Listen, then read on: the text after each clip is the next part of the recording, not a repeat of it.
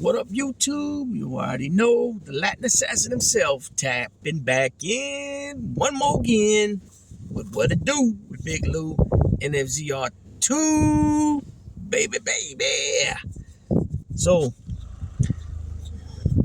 I'm out here, finished running the bulls, right? I made sure they all, drink a little bit of water. Not a lot. I let them rest for about 20 minutes before I gave them water. You don't want them drinking too much water at their, when they're very, heavily panting. You just don't want a possible issue, twisted stomach, any of that. So you wait a good 20 minutes or so, at least 20 minutes before you give them water. And you don't have to give them a whole bunch of water. You know what I'm saying? Because they'll drink a lot and then they'll be bloated. And then, and it's just a whole nother deal. But anyways, this thumbnail is our current president, commander-in-chief, right? Joe Biden. It was signed into law, or signed. The bill was signed. The aid was signed for Israel, Taiwan, and Ukraine. Okay, first let's start with Ukraine.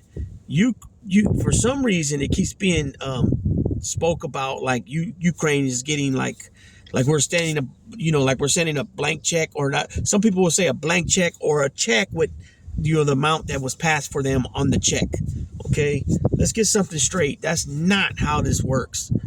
Okay, so many people that just speak without knowing what's going on should really start learning about how things run in the government before you speak. Right now, I'm saying that from the perspective of someone that didn't know either at one point. So I'm not talking crap. I'm just saying it's probably a good thing for you to learn. You know what I'm saying? So this is how it works, peoples.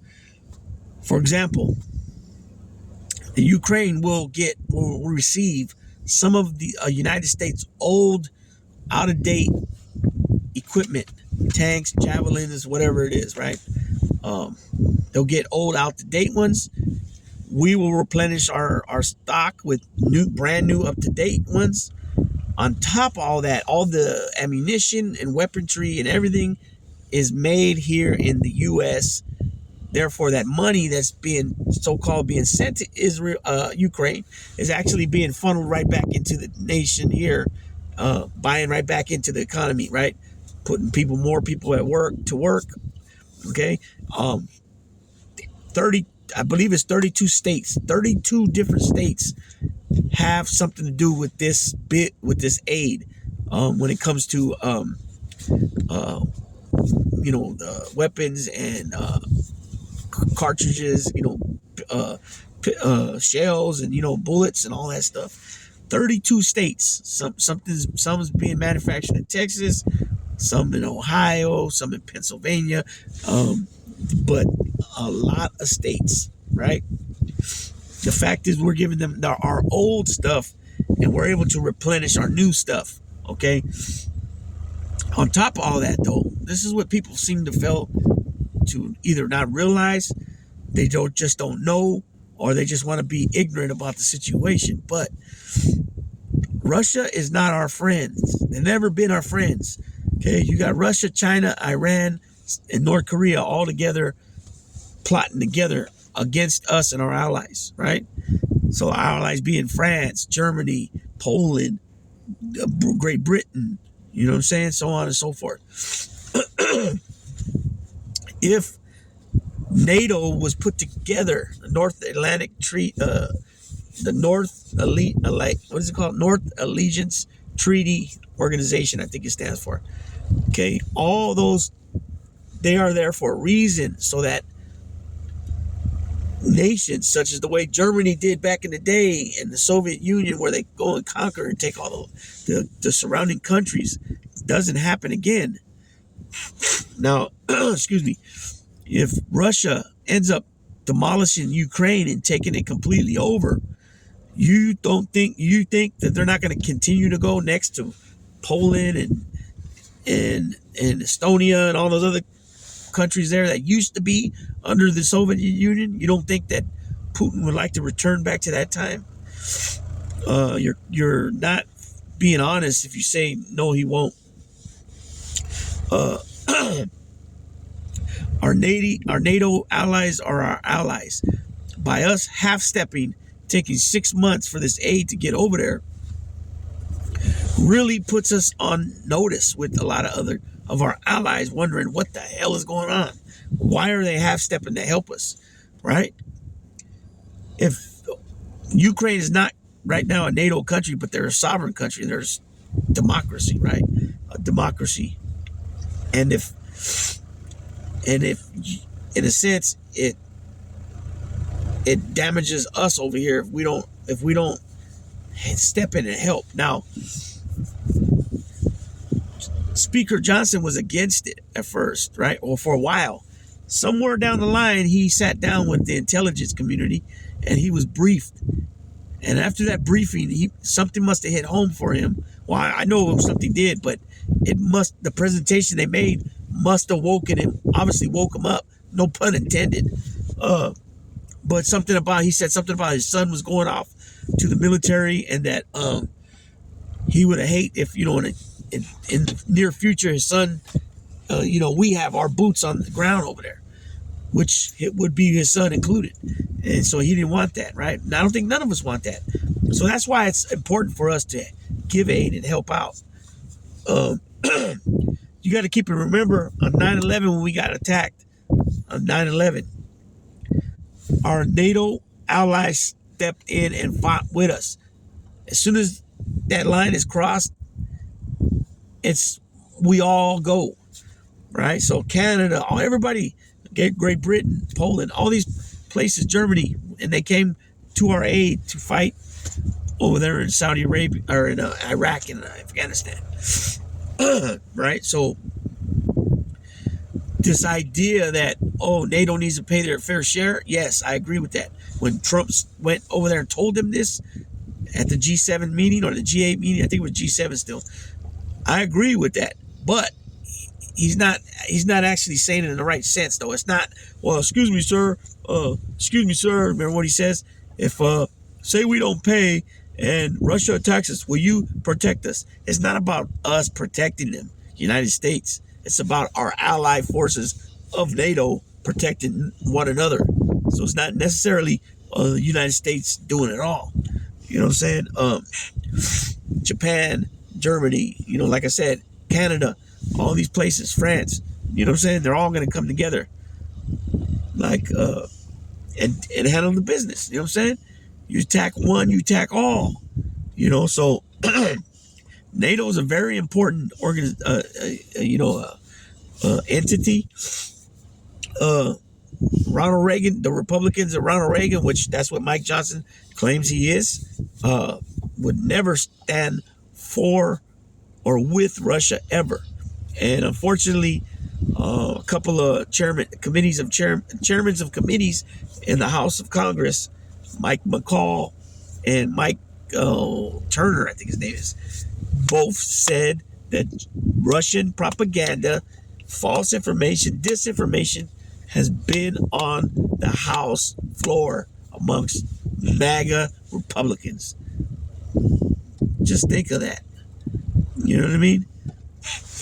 All this crap we keep hearing from Jim Jordan. They're censoring shipping people, talking about Facebook.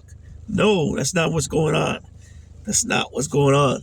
Don't come on their platform just spewing out nonsense lies. And that's when they put their foot down. Now, if you go on there and say an opinion, that's different, right? So it's very important that aid got over there to Ukraine. Same with Taiwan, because of China, humanitarian efforts, and such. Aid in food, medical supplies, water into Gaza. I will say this: I wish Israel's United States a long time supporter of Israel. They share a lot on the intelligence, on the intelligence level, as far as on the terrorist watch and stuff. But BB Benjamin Netanyahu, him and his regime are not where it's at. And I heard McConnell come out saying that, oh, we have no business telling them what to do. Well, why did the Republicans in the House allow BB to come into the House of Congress and get up on the podium and speak? That was kind of weird. I mean, that was like hypocrisy, right? So I think we need to stop giving Israel only things in defense, not no 2,000-pound bombs, because look what they're doing. They're not utilizing their intelligence correctly, in my opinion. There's no need to go blow up a whole building because there's 5 Hamas there, but the building holds 300-400 people. You know what I mean? It just doesn't make no sense. They need to figure out a way to do it, and do it at a more efficient and precise way than to, you know, it's definitely a form of genocide, in my opinion.